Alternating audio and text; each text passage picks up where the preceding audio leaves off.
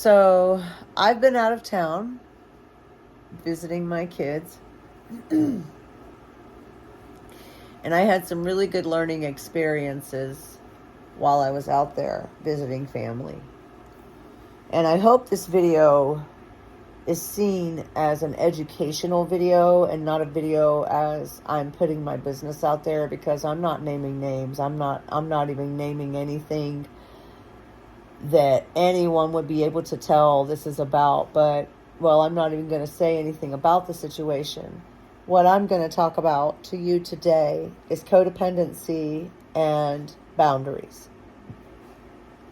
Without boundaries, you cannot beat addiction. When you do not have boundaries in place, you more than likely are in codependent relationships. Anyone who is your best buddy is probably very codependent to you as well.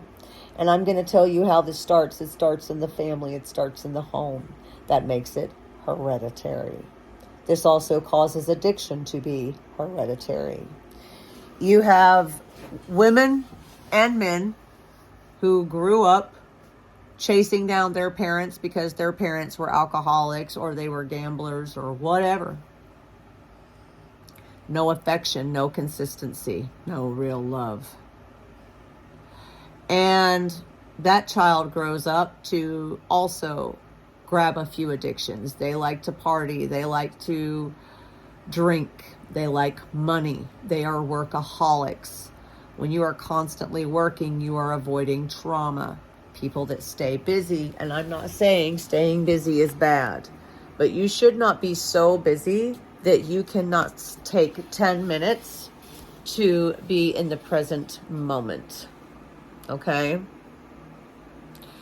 Now, the reason why I am able to point these out to you is because these are issues that not only I had, but my husband had as well. My husband and I, we were very, very codependent. When we got together, his friend had a $250,000 inheritance from his parents dying. Okay, we were partying like rock stars. So, he was very knowledgeable in codependency. However, he only spoke about codependency later after we got married, and he had relapsed and was saying, you're codependent. But he was codependent too because of the way he was treating me. He was very narcissistic to me. And me as an empath, I knew he had a heart. I had seen him be compassionate when I was in my addiction, but because he was in his addiction, he was blinded by that, had no empathy. He had lost every bit of his empathy. When you do drugs, when you drink alcohol, when you use gambling, when you have an addiction that takes time away from family and friends and time that you could be spending with yourself that isn't toxic and isn't bad for your health or your finances, you are avoiding. When you don't make the time for that, you are avoiding solving your problem. Ignoring the problem is not going to make it go away. When you get upset and you say, I want a drink, the reason why you can't have a drink is because it isn't just a drink. Then it becomes every single time you get upset, you will need a drink.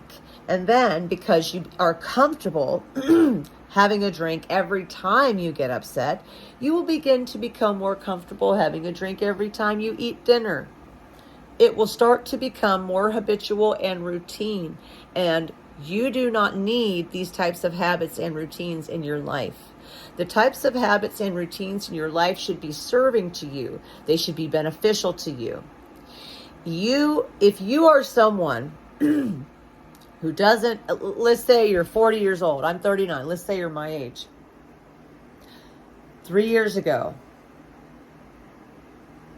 I started a true path to be relapse free because I would get clean for a while and then make an excuse and take a little this and do a little of that. And I was tired.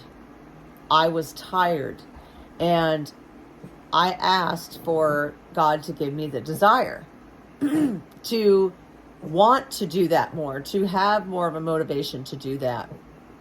And, you know, it came, but I had to ask for it. And not a lot of people remember that they have the option to ask for it. Instead, they haul around and they do the insanity cycle where they're doing the same thing over and over again to expect different results.